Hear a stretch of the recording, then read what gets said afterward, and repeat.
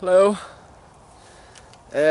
my name's Jason Ankin and this is my vlog channel. I'm out in nature today, out at Lough Neagh in one of my little secret spots. This is Lough Neagh here. I don't know what the lighting's going to be like on the video, but yeah.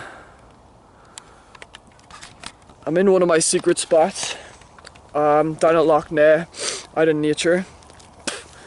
I basically wanted to do this video about my experience with meditation.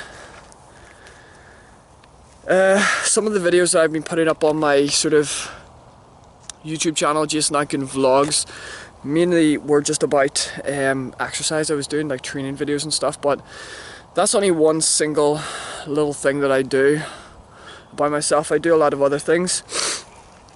One of the things that I want to talk about is my experience and what I've learnt through 5 years of meditation.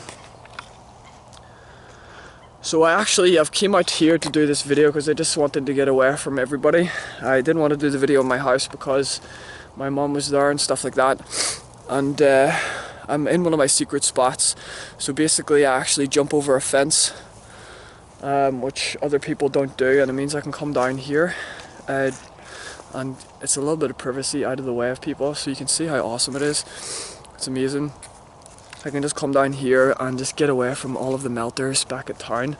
So yes, I really just wanted to talk about my experience with meditation. So I've actually been meditating for approximately 5 years. I've actually got a little notepad of things that I've written down just so I don't forget. I want to talk about what I learnt with meditation. When I first started, it was kind of random. I don't really know why I decided to start meditating. I can't remember why. I just decided to try it out one day. And I just sat down on my floor, had like a cushion to sit on it, and just started, practicing trying to clear my thoughts and practicing focusing on my breathing. And I would practice it on and off for maybe once every week or once every 2 weeks or something like that. And there was periods where I went off for a couple of months, and there was periods when I went back onto it, and it was sort of back and forth, on and off for about 2 years before I really started to take it seriously. I dabbled about with other practices, so I would start off with sort of just basic meditation, sitting down, blanking all the thoughts away from your memory or from your mind, and just focusing on breathing. And I never really understood what I was doing. I was more interested in just the benefits. Eventually, that sort of led into practicing a Chinese discipline called Qigong. And again, it was just an experimentation. I never really took it too seriously. I bought a book and it had like a list of exercises. And I would basically do these exercises to sort of experiment and see what the effect was like and to see how it made me feel. And it was really good. And eventually, I started to take it more seriously about sort of 3 years ago, and I started to adopt it as a more day-to-day practice.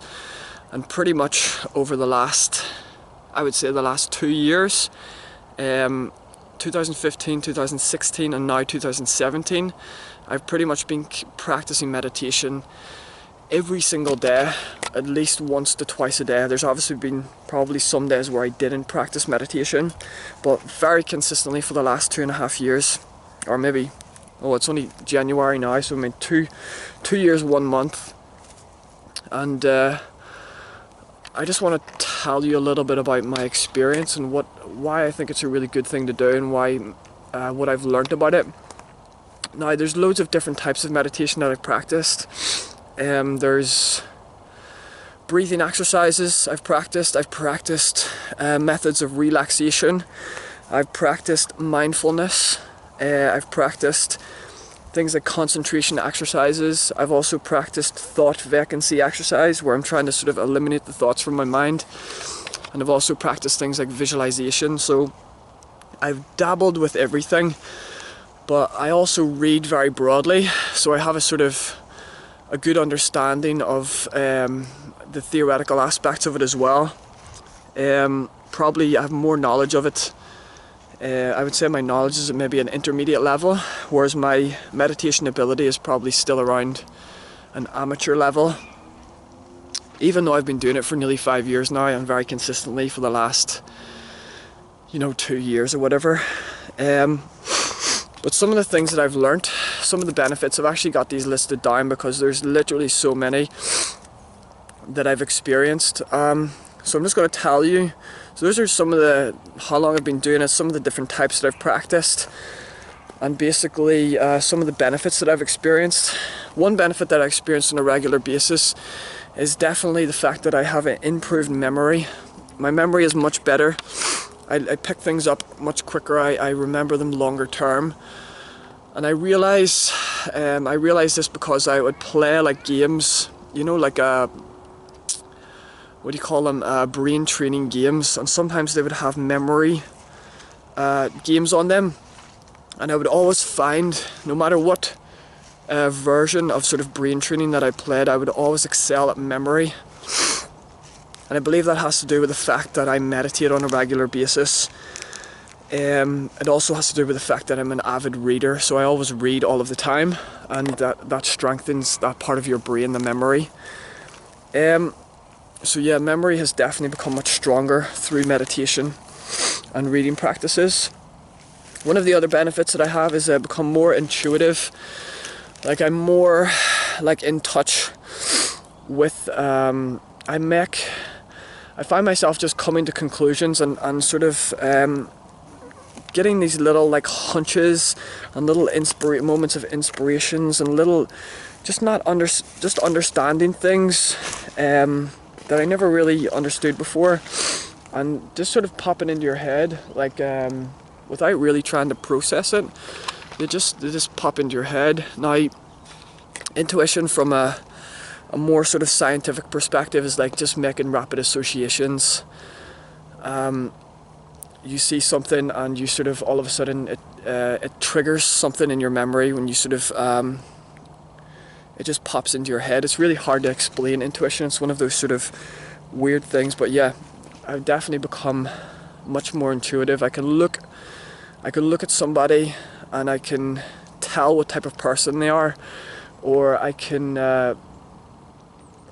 just much more aware intuitively.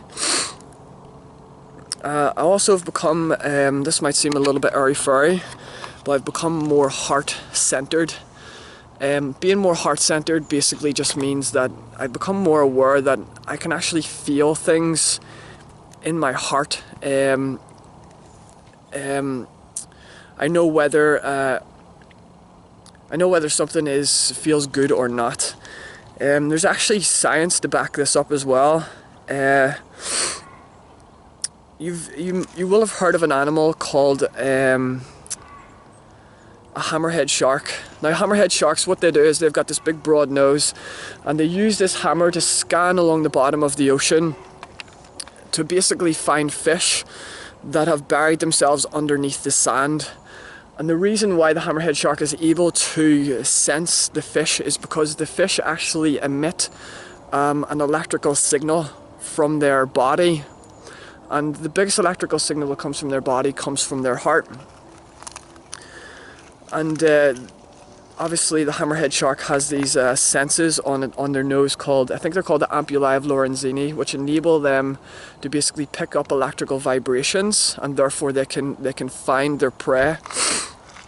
Now, if a fish emits electrical impulses, then so do we. We have the ability to emit electrical impulses from our body, and this has actually been tested and proven scientifically that our heart actually produces electromagnetic field that actually can be measured up to 3 feet outside of the body. There's instruments that can actually test this, and you can actually pick it up, the electrical magnetical field that people emit.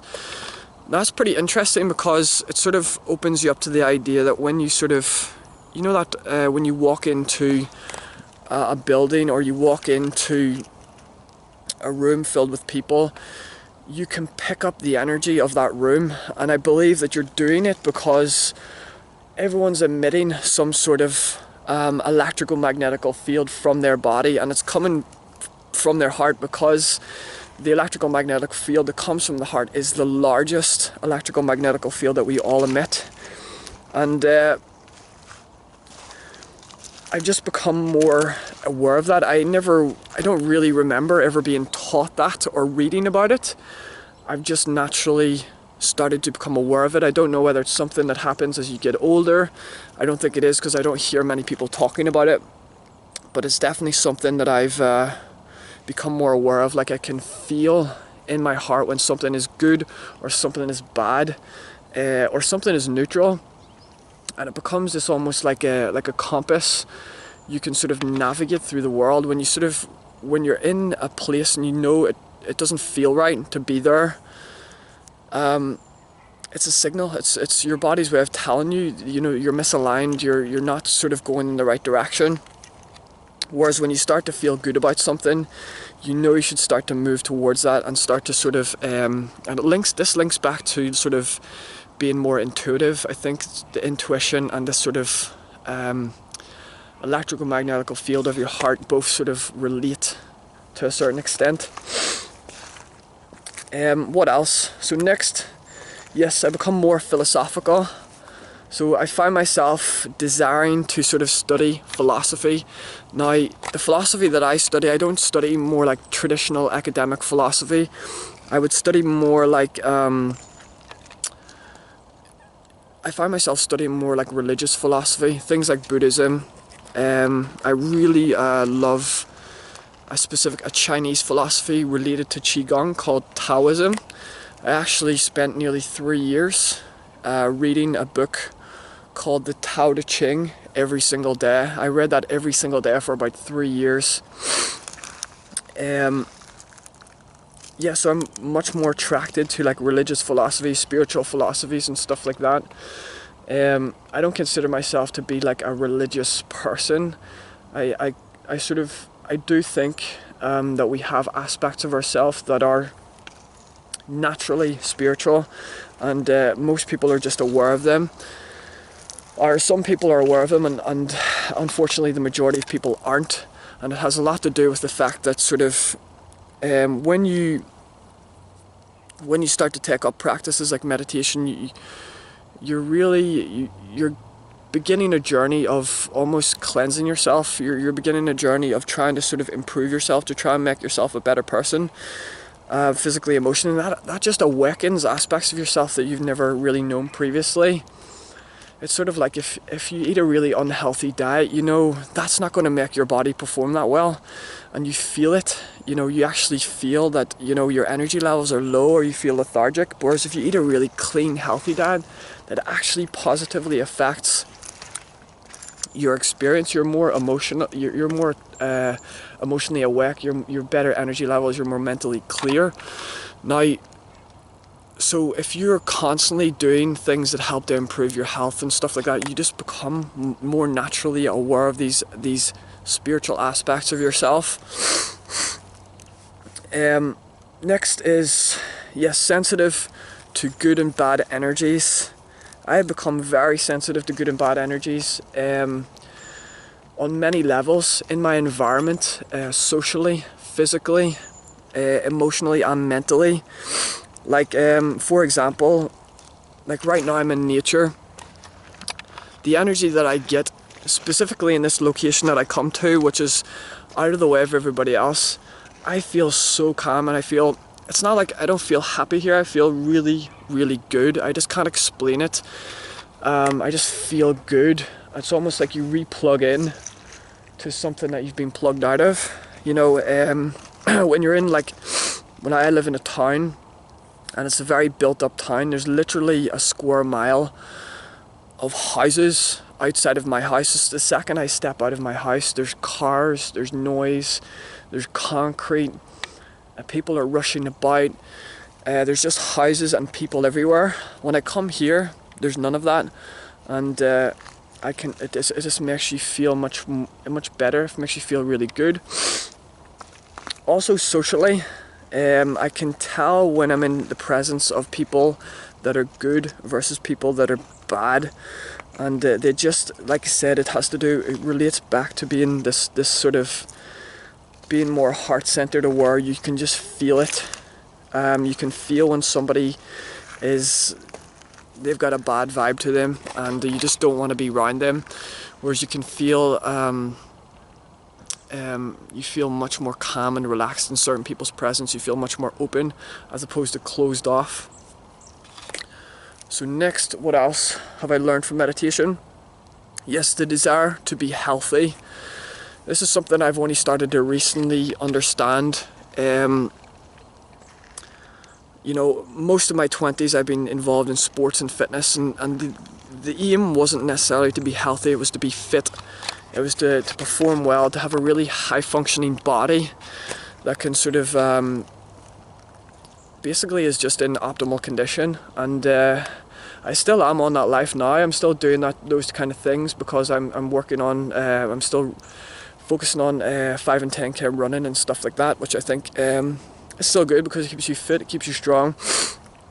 But I realized also that, you know, by doing these 5 and 10k runs and doing the training that I'm doing, it's actually, in some respects, it's detrimental to your body because you're putting yourself under high amounts of stress. From the perspective of your body, when you do a really hard training session, your body freaks out. Your body freaks out and goes, what the hell was that? You know, you go on a treadmill and you do a 60-minute interval session, your body freaks out and goes, what was that experience? I have to adapt to that before that happens again. And from the perspective of the body, that's not a good thing, because when you're doing a high amount of physical activity, you're actually putting yourself under stress.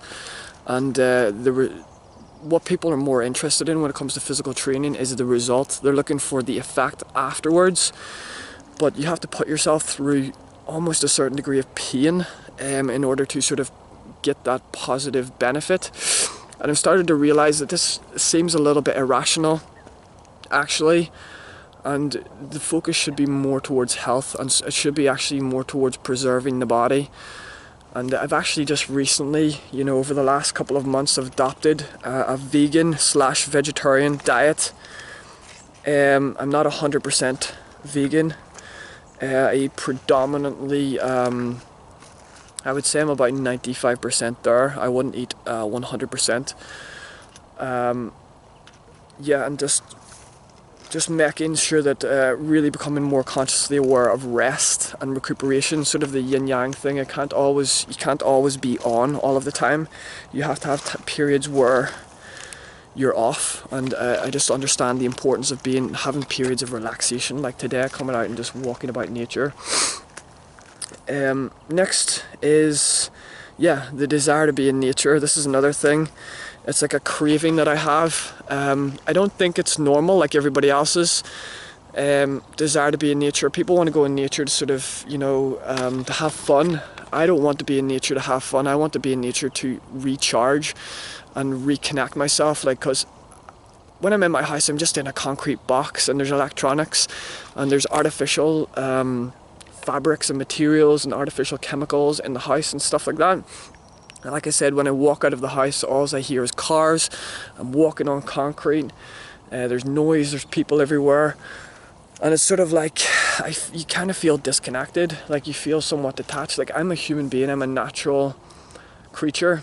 And when you're in sort of a town, a built up town, you're like a natural creature in an unnatural environment. And there's something really, you feel somewhat disconnected from it.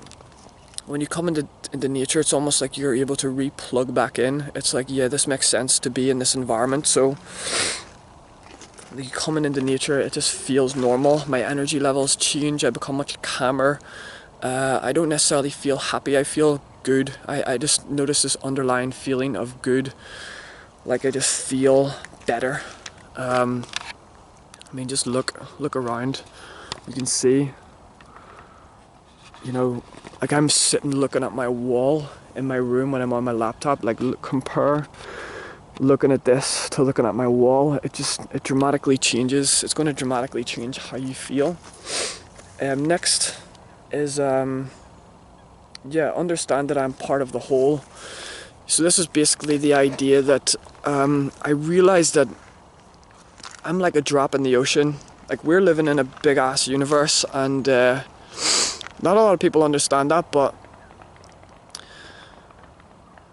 I've sort of become more aware of the fact that I feel like I'm more like a drop in the ocean. Like, I feel connected to the greater whole, and I think coming into nature enables you to re-establish that connection to a certain degree. I might actually do a video on this individual topic by itself because it's quite big, so I'm going to move on. It's sort of centered around the idea that we're like a microcosm within a macrocosm. It's a whole sort of it's pretty much one of the central themes that's in sort of mystical philosophy and stuff like that, and religious philosophy, but I'm not going to get into it too much. But yeah, I feel more connected to the whole. Next is I'm more conscious and aware. So I'm more conscious and aware of the things that I'm doing, the decisions that I'm making, my experiences on a day-to-day basis.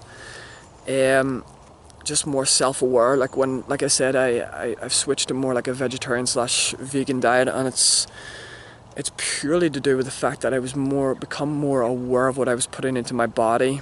Like, you know that if I hold up a piece of cake and an apple, you know that the apple is going to be good for you, and you know that the cake is going to be bad for you. But many people will go with the impulsive decision, and they will just choose the cake. And the problem with that is because they're not aware, they're unaware of what they're doing. They're actually basing their decision off an impulse.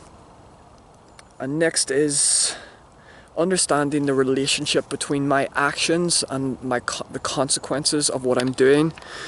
So basically, yeah, this is something that I've really started to understand, is that there is a relationship between what I do and what actually occurs in the conditions of my life.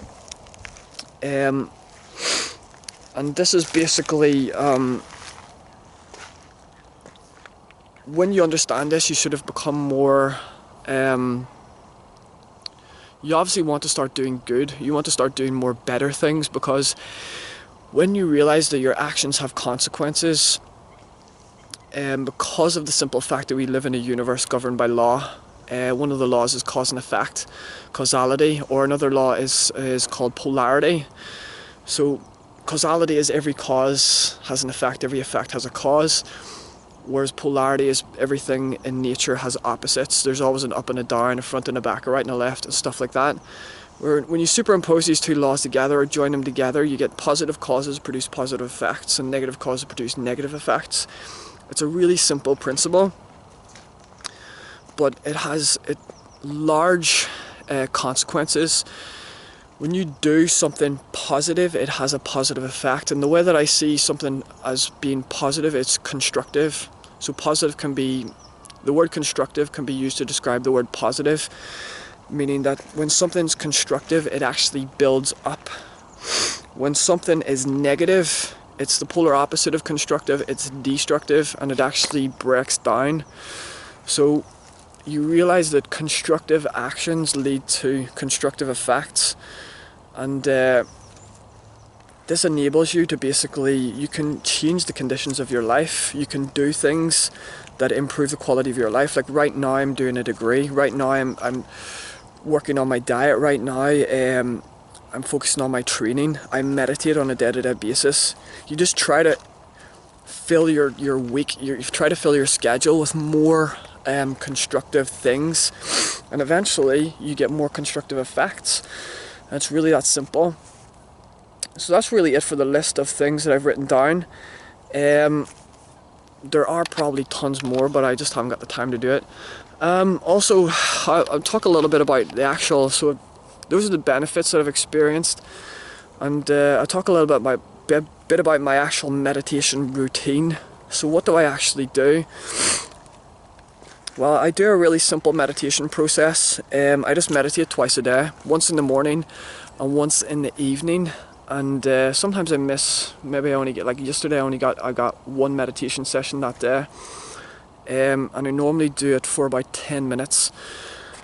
I might actually, I sort of, there's something inside of me that's telling me to sort of do it 3 times a day. I want to start incorporating a third meditation period, maybe halfway through the day, like early afternoon, like sort of 1-2 o'clock or something like that. But what I actually do is, if I would explain my morning meditation routine. Now this is the same routine that I use in the evening as well. So I would get up in the morning, I brush my teeth, and then I use a little set of beads. And what I do is I use these beads to count. So I start off doing breathing exercises. Right now I'm doing 10 deep breaths, and this is purely just more mechanical. So it's actually trying to improve the function of my my lungs and trying to improve respiration, i.e. the intake of oxygen and the removal of carbon dioxide. I wonder if you can get that big bird in the background. There's a big bird flying past. You get that? No? Right. So yes, trying to sort of, so I'm basically improving the function of my lungs, and then after that I will do meditation. And the method that I use is, it's a method that I've actually developed myself. I don't want to say I've developed it. It's a method that has emerged from all of my practice in different types of meditation. I realized that there's a few rules that apply to all of the meditation practices that I've done, you know, including breathing exercise, relaxation, visualization, mindfulness, thought vacancy, concentration exercises, visualization exercises. I realize that there's a few underlying rules to these different types of meditation, and there's 3 main rules that you will always find in any general sort of meditation practice. The first rule is being physically still, and that's just sitting extremely still and not moving at all. The refusal to move, being complete inactivity. You're just holding your body completely still. This applies to all meditation practices. Apart from, there's a few meditation practices like walking meditation and stuff like that, but most meditation practices require that you be physically still. The second thing that I've noticed about all of these practices is that they require that